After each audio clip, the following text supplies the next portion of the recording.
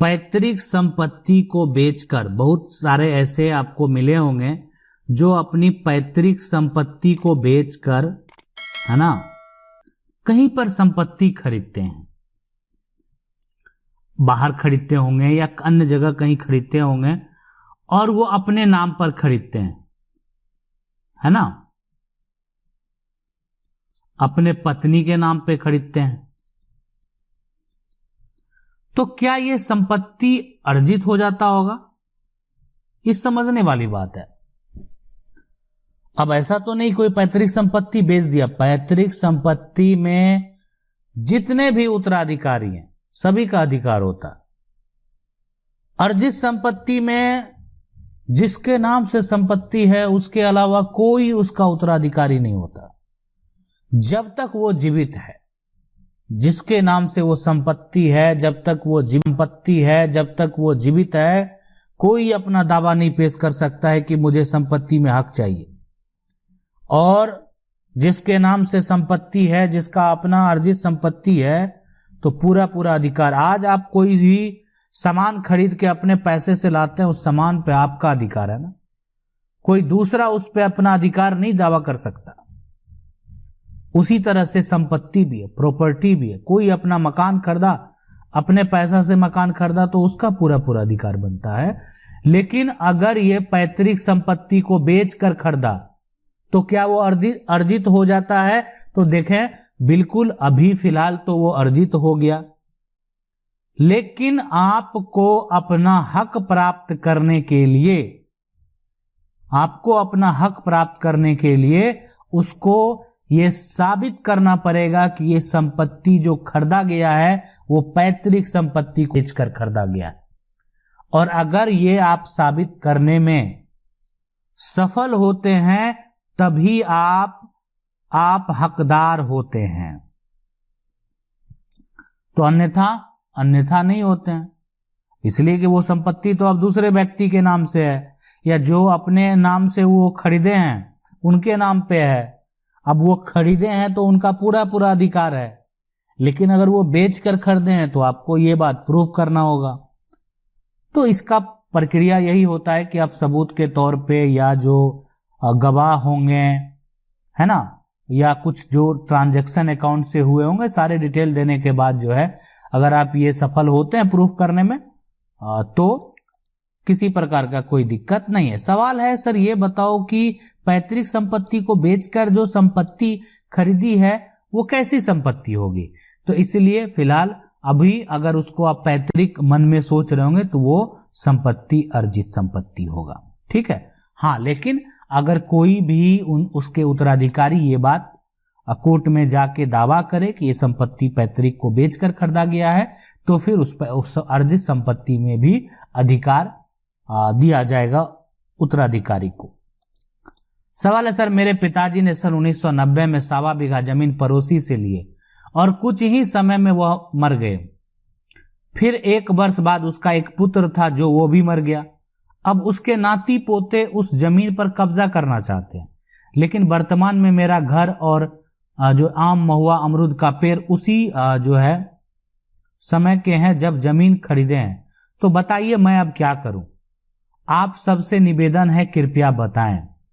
देखें, सबसे बड़ी बात है कि 1990 से आज तक जो है आप उस संपत्ति पे हैं।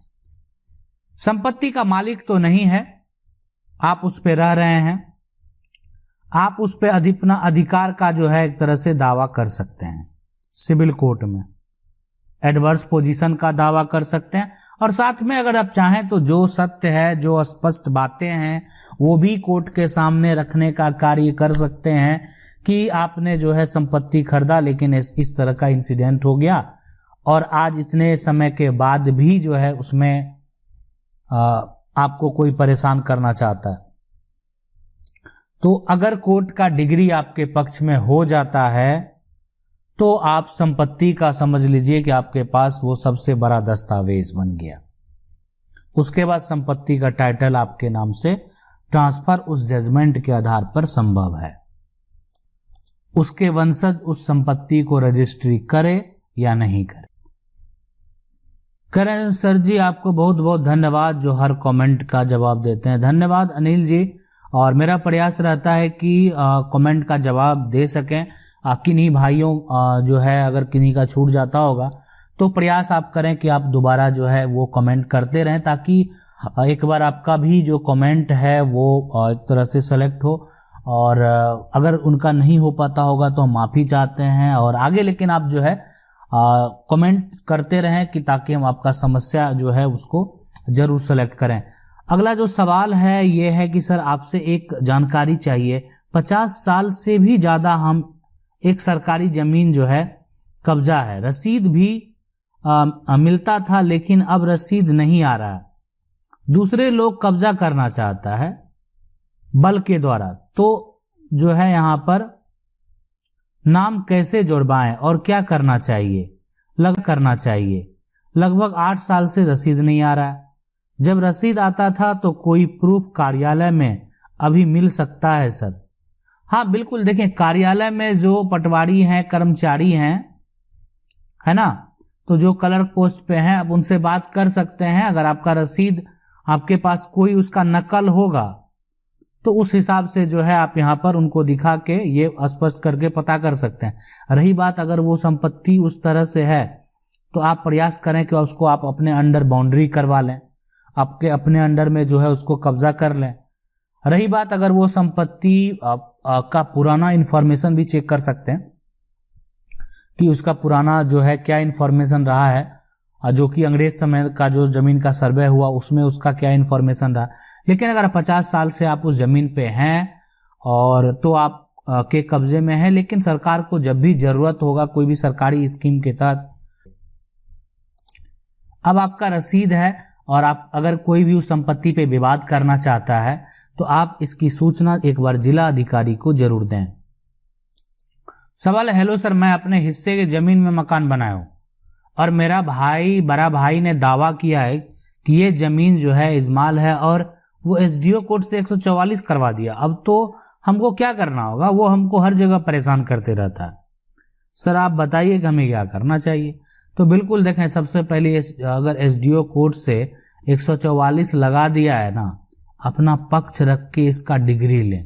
अगर आप अपने जगह पे सही हैं तो ठीक है।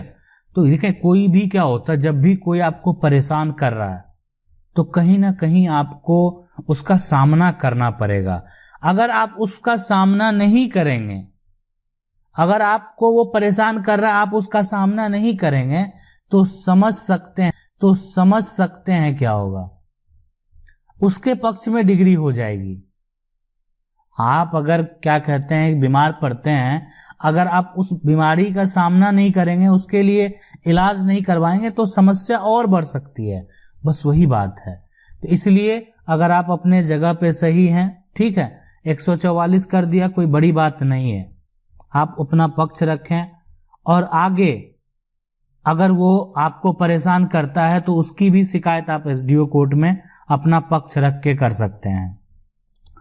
सवाल है, सर जी मेरा एक क्वेश्चन है कि हमारे जो है यहाँ पर इधर रोड बन रहा है ना, और वो जमीन हमारी जो है